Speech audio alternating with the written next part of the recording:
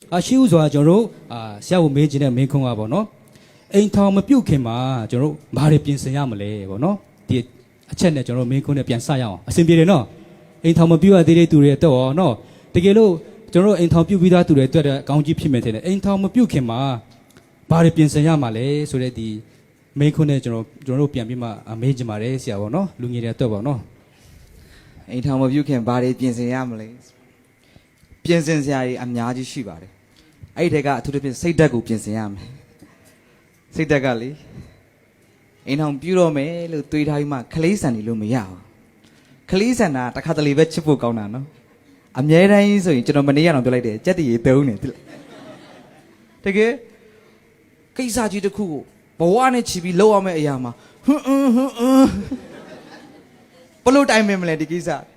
တိတ်ချစိတ်ဓာတ်အရင်ပြင်ရမယ်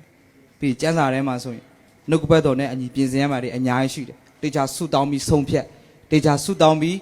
ရွေးချယ်နော်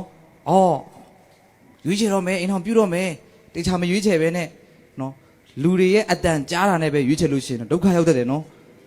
ဒီဘာလို့လဲဆိုရင်လူတွေကတော့ဘေးလူတွေကတော့သူတို့ပြောမှာပဲသူတို့တွေးကြုံနေအားလုံးဒါပေမဲ့တကယ်ပေါင်းရမှာသူတို့မဟုတ်ကိုလေဟုတ်တယ်မလားပြီးကျွန်တော်အများကြီးအိမ်ထောင်ပြုတ်ပြီးရဲ့နောက်ပိုင်းမှာကြားတဲ့စကားတွေလည်းအများကြီးကြားရတယ်ရင်လာဖွင့်တဲ့ဥစ္စာတွေလေဆရာတဲ့ကျမကိုဖခင်တခင်ကနန်ရိုးပေးတာမဟုတ်ဘူးနဲ့တူတယ်ခြေထောက်ရိုးပေးလားမသိပါဘူးနေ့တိုင်းအကန့်ပဲခံရတယ်ဒါမျိုးလည်းရှိအဲ့ဒါအစကရနေဘာရိုးလဲဆိုတာတေချာလေးလာအောင်တော့ကြနော်ရပြီးသွားမှဆိုဒါမလွယ်တော့ဘူးလေဒါပြန်ကွဲဖို့လဲကျန်းစာထဲမှာအာမပေးထားယူပြီးသွားရင်မကွဲရဘူးဒီလိုပဲပြောတာလေအဲ့တော့ဘဝနဲ့ချီပြီးရင်းရမယ့်ဥစ္စာကိုတေချာရွေးဆုတောင်းပြီးရွေးစကားတာရတာကိုကြည်ပြီးမှလေအဲ့ဒါကိုတဘောမကြနဲ့နော်စကားတာရတော့လူတိုင်းပြောတတ်တယ်လေဟုတ်တယ်မလားဘယ်လောက်ထိချစ်ပါတယ်ကဘာကြီးနဲ့ချီပြီးချစ်တယ်ဟာမတည်နော်တလောကလုံးမှာယေရှုအချစ်ထက်နည်းနည်းပဲရော့တယ်ဆိုတဲ့အဖွဲရတယ်တက်ရှိနော်အနှစ်သက်ဆိုရင်အသက်ပါပေးပလိုက်မယ်နင်ငေါ့ထားဝိုင်းတေဝါမယ်ဟလားပြီးတကယ်ထားဝါတော့လေငုတ်တုတ်ကြီးရှိနေတော့ဟုတ်လဲရှိတာပဲအဲ့အပြောတွေမှာမตายရနဲ့နော်အဲ့တော့တခုထပ်ပြောချင်တာယုံကြည်သူတွေဆိုတာကသိရမလားရွေးချယ်တဲ့အခါကျလို့ချင်းဘလို့ရွေးချယ်တတ်ကြလဲဆိုရင်နော်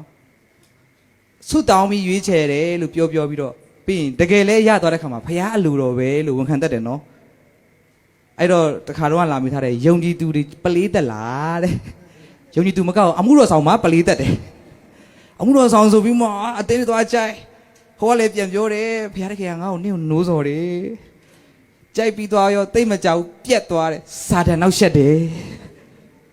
ပြန်ပြောသေးတယ်ဖခင်တခင်အလိုတော်ရှိငါတို့ပြန်ရမှာပေါ့အလိုနဲ့ပဲတခြားတယောက်နဲ့ယူသွားရောကျန်ခဲ့တဲ့သူကဟက်ကော်ကြီးဖြစ်နော်အဲ့တော့စိတ်နှလုံးပြင်ဆင်တဲ့တကယ်ဆုတောင်းခြင်းနဲ့ရွေးချယ်ပြီးမှကိုယ့်အသက်တာကိုတိဆောက်တဲ့နော်တိဆောက်တဲ့ငွေကြီးပိုင်းတကယ်ချင်းငွေကြီးမလုံးအမချောင်နဲ့တိလား